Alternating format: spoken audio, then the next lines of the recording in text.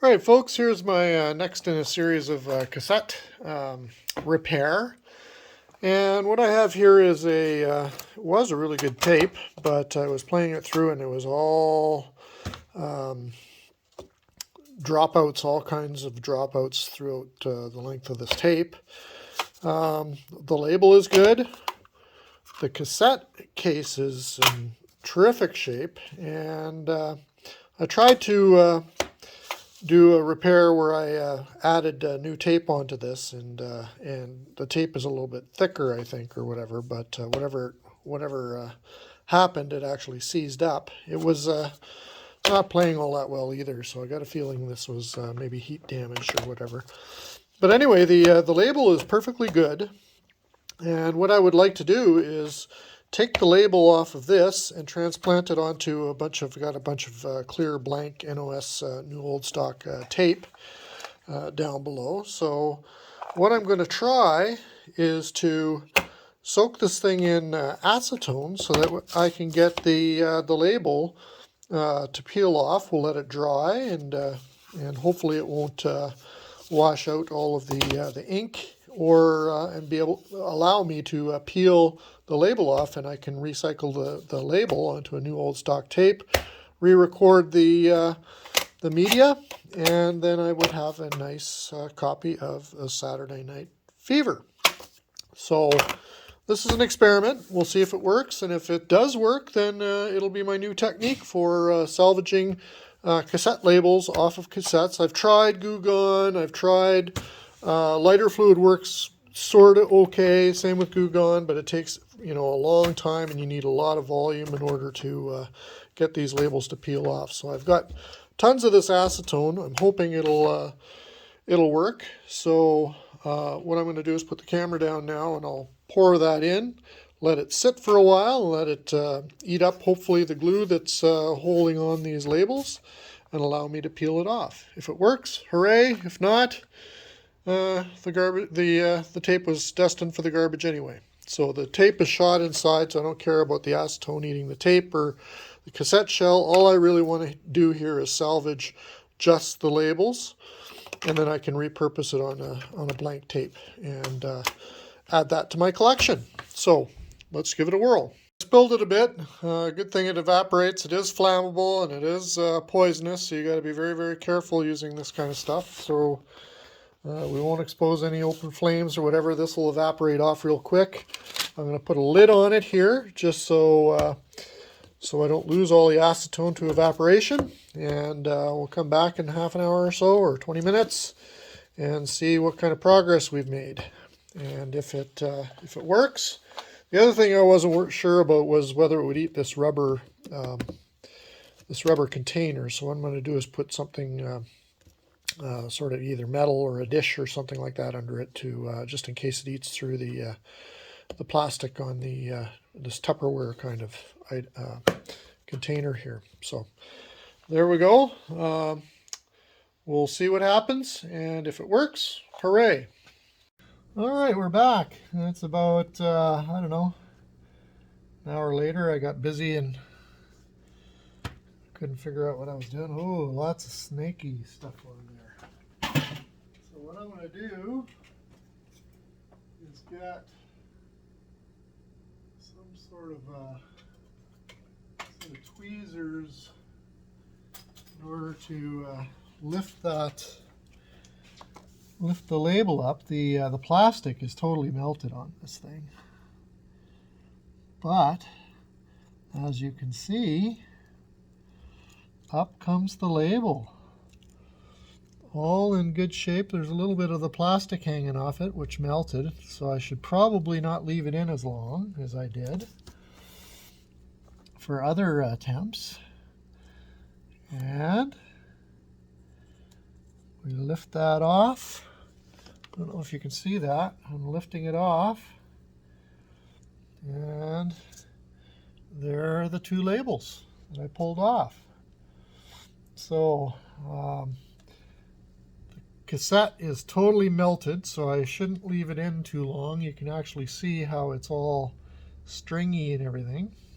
So that's toast. But we're going to keep this handy for another label things. So now what we'll do is we'll let these labels dry and clean up, and there's no leaching of any of the ink or anything on it, which is really good. You can see the stringy stuff here. That's the plastic that had melted on the cassette. So I can pull that off pretty easily, as you can see. We'll do that when it's totally dry.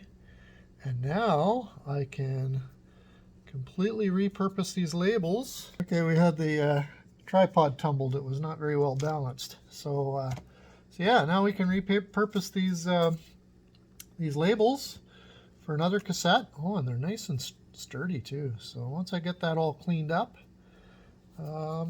we're good to go. So I think I'll leave it only in it for about 20 minutes next time instead of a full hour. And we won't quite gum up the plastic. That acetone really eats the plastic. I'm not sure about this container though, but it seems to be holding. So I might have to put it in another container, a metal or a glass container, so it doesn't eat this one away. And or I'll get a tin and do it in. So this was just an experiment. So that's not my permanent solution for doing this. Okay, I am very, very happy with how that turned out. So more to follow. All right, so here I've got the tape I've selected. Hopefully it's a good one, doesn't squeak or have any issues with it. So I never, what I do is I'll record it first. So if it is a bad tape, it's a repurposed one. So obviously the label will go on like that. And then we'll put the label on that. No, it's a good tape because the label entirely covers the fact that it's a TDK D90. So it's probably a better tape than the original tape was that was in this, because it was this one's a screwed shell one. So, or no, it isn't actually. But nevertheless, you know, TDK is a much better tape than some of the mass-produced tapes that they spin off these pre-recorded tapes with. So this should do the trick. This is a 90-minute tape. Program material, this is the long side, so that's why I'm recording B, is 38 minutes 24 seconds. So this is a 45 minutes each side tape, being a D90.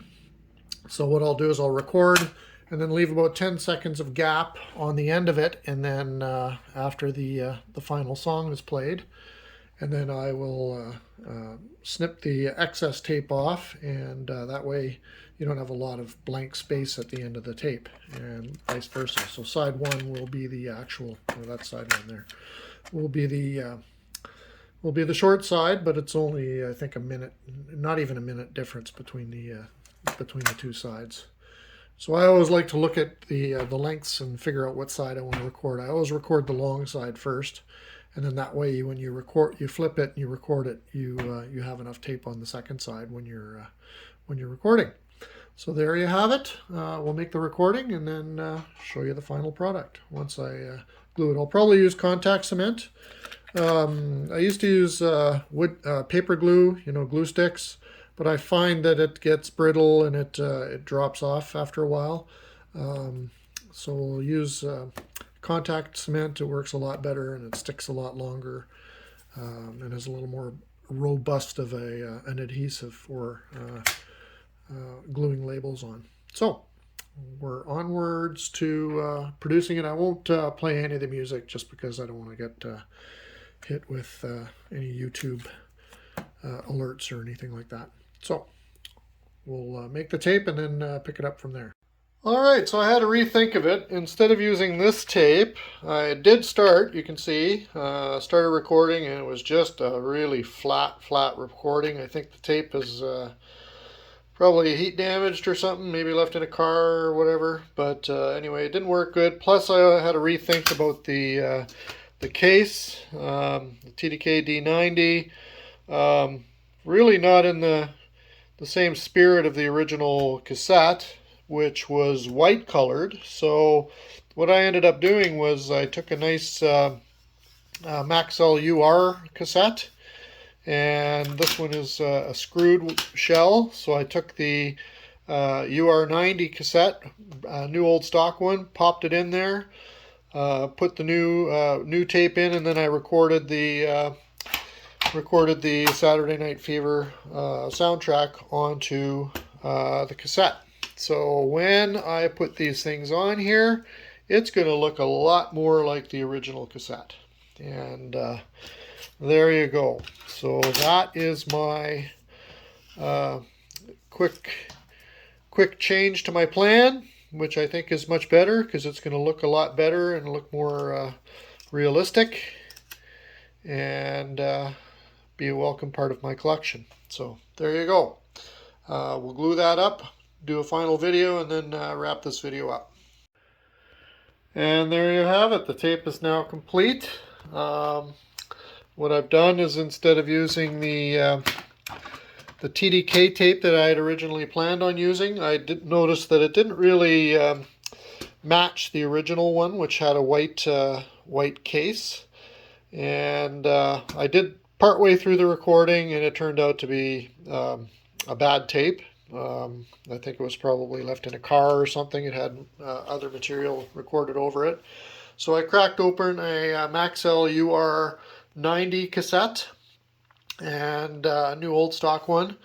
And basically this is a screwed case, so I popped the top off, put the brand new Maxell UR90 tape in, and reassembled it, put it in my trusty Nakamichi deck over there, and recorded from digital FLAC file the soundtrack from Saturday Night Fever, put it on here, and then now I've affixed the label with contact cement, which you can get at any dollar store for dirt cheap, buck or two a tube, and just use a little Q-tip to basically apply the glue on the backside without smudging it and getting it all messy with glue. So came out really well.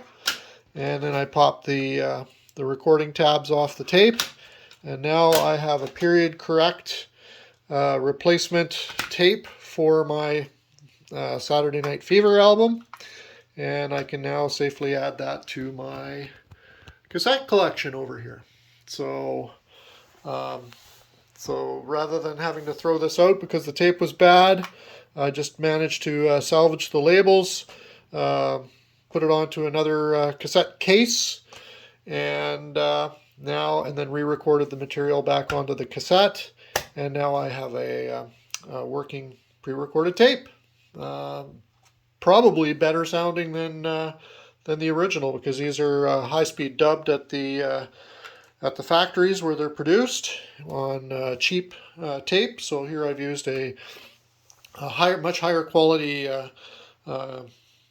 consumer grade cassette tape, a Maxell UR90, and recorded it on a very, very high quality at normal speed on an Nakamichi cassette deck. So yeah, highly recommend it if you have that, a nice tape that you want to salvage and don't want to throw it out because they're no longer being manufactured. This is a way of reviving your old tapes. So thank you very much for watching.